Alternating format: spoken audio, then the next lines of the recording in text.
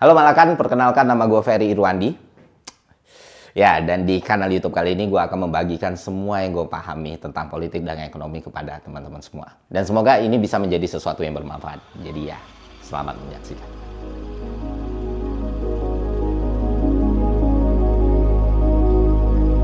Langsung saja kali ini kita akan membahas sesuatu yang mungkin ya gue bisa bilang salah satu paling fundamental dalam ilmu ekonomi. Apalagi kalau bukan supply and demand ya.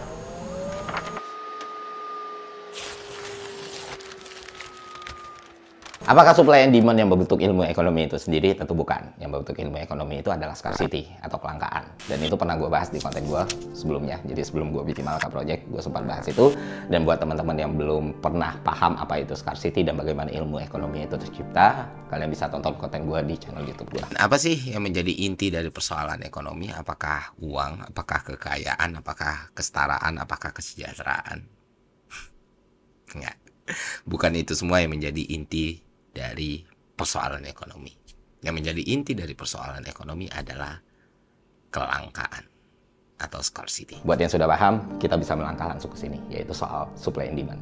Kalau scarcity itu adalah alasan kenapa ilmu ekonomi ada, maka kayak gue bilang tadi, hukum permintaan penawaran adalah bagian yang krusial dalam ilmu ekonomi itu. Hampir segala aspek dalam ilmu ekonomi selalu terkait dengan hukum permintaan dan penawaran tadi. Apa manfaatnya? Manfaatnya tentu banyak sekali. Dan hukum permintaan dan penawaran itu tidak terbatas hanya soal harga, Bapak Ibu semua. Ini soal analisis pasar, alokasi sumber daya, sinyal untuk produsen dan konsumen, serta adaptasi terhadap perubahan dan indikator kesehatan ekonomi. Jadi dengan memahami supply and demand, berarti kita belajar untuk memahami bagaimana pasar bekerja. Dan tentu ini akan memberikan dampak yang sangat baik buat kita dalam kehidupan sehari-hari. Itulah kenapa memahami supply and demand itu sangat penting. Nah, kebanyakan cara orang memahami supply and demand itu sangat simpel ya. Kalau misalnya barangnya sedikit, maka harganya naik, gitu kan.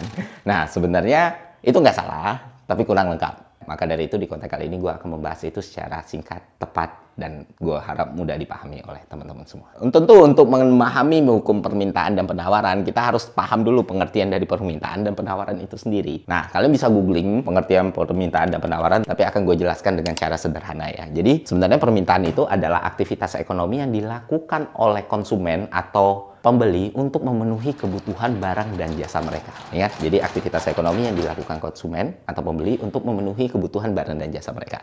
Sedangkan penawaran itu adalah aktivitas ekonomi yang dilakukan oleh penjual untuk menyediakan barang dan jasa yang mereka tawarkan kepada pembeli. Itu pengertiannya. Lalu bagaimana hukumnya bekerja? Sekarang, pertama kita harus paham dulu bagaimana harga menentukan permintaan dan penawaran. Kedua, sebaliknya, kita harus pahami bagaimana permintaan dan penawaran menentukan harga. Kita jelaskan dulu yang pertama. Jadi hukum permintaan itu bunyinya adalah bahwa harga suatu barang memainkan peran penting dalam menentukan permintaan konsumen untuk barang. Semakin tinggi harganya, maka semakin sedikit konsumen yang akan membeli barang itu.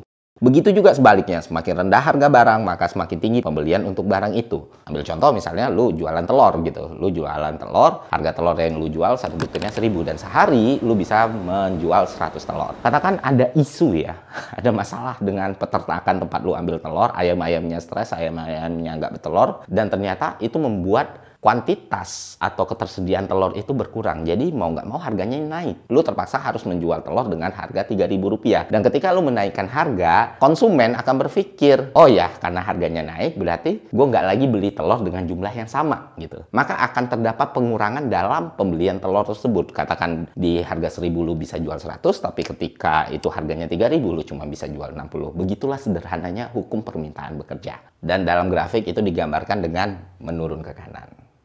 Paham kan hukum permintaan seperti apa? Selanjutnya hukum penawaran. Hukum penawaran menyatakan bahwa dengan asumsi semua faktor lain tetap sama, jika harga suatu barang naik, jumlah barang yang ditawarkan juga akan naik. Sebaliknya jika harga turun, jumlah yang ditawarkan turun. Alasannya adalah produsen cenderung meningkatkan produksi pada penawaran suatu barang ketika harga naik, karena potensi keuntungannya lebih tinggi, dan mengurangi produksi dan penawaran ketika harga turun. Dan dalam kurva, dalam grafik, ini digambarkan sebagai kurva yang naik dari kiri ke kanan. Itulah hukum penawaran. Nah, contohnya kita balik lagi ke telur tadi. Misalnya lu pedagang telur, harga satu telur itu 1.000 dan lu produksi 100. Beberapa bulan kemudian ternyata harga telur itu jadi 3.000 gitu. Ada kenaikan harga di telur gitu. Karena untuk menghasilkan keuntungan sebesar-besarnya, lu berusaha untuk memproduksi atau menjual telur sebanyak tadinya 100 mungkin menjadi 500. Nah, begitulah kurang lebih bagaimana harga mempengaruhi kurva permintaan dan penawaran. Perlu teman-teman ketahui bukan cuma harga yang mempengaruhi hukum permintaan dan penawaran, tapi kurva permintaan dan penawaran juga sangat bisa menentukan harga suatu barang. Konsepnya begini, ketika permintaan suatu barang meningkat, kurva permintaan bergeser ke kanan, tetapi penawarannya tetap, harga barang cenderung naik karena lebih banyak pembeli yang ingin membeli barang tersebut. Sebaliknya, jika permintaan menurun, kurva permintaan bergeser ke kiri dan penawarannya tetap, harga cenderung turun karena lebih sedikit pembeli yang tertarik.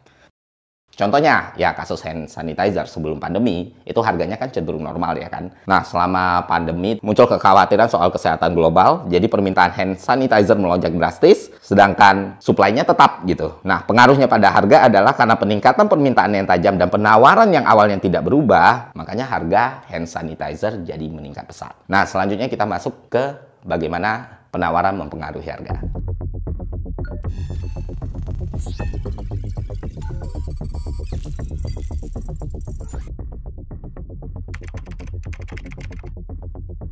Jadi dalam kurva penawaran, jika penawaran barang meningkat, kurva penawaran bergeser ke kanan dan permintaan tetap, harga cenderung turun karena ada lebih banyak barang di pasar daripada yang dibutuhkan. Sebaliknya, jika penawaran berkurang, kurva penawaran bergeser ke kiri dan permintaan tetap, harga cenderung naik karena barang menjadi langka. Contohnya, peningkatan penawaran untuk handphone. Pasar handphone stabil dengan equilibrium harga dan jumlah tertentu. Terus keluar model baru, sebuah perusahaan besar meluncurkan smartphone baru dengan teknologi canggih, meningkatkan penawaran di pasar. Kurva penawaran akhirnya bergeser ke kanan. Nah, pengaruhnya pada harga adalah meskipun ada permintaan tinggi, tapi peningkatan penawaran yang besar menyebabkan harga smartphone turun.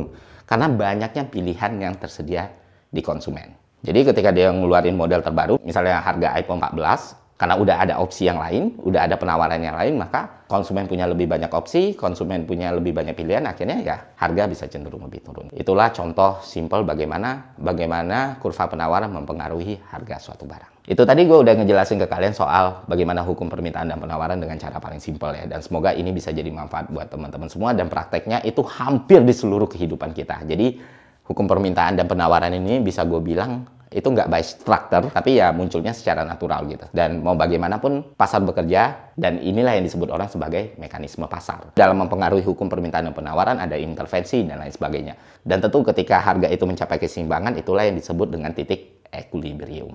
Dan ya untuk mencapai itu banyak upaya yang bisa dilakukan baik oleh produsen, penjual, konsumen, ataupun government. Nah, itu dasar ekonomi. Semoga teman-teman bisa memahami penjelasan ini. Sampai jumpa di konten berikutnya. See ya.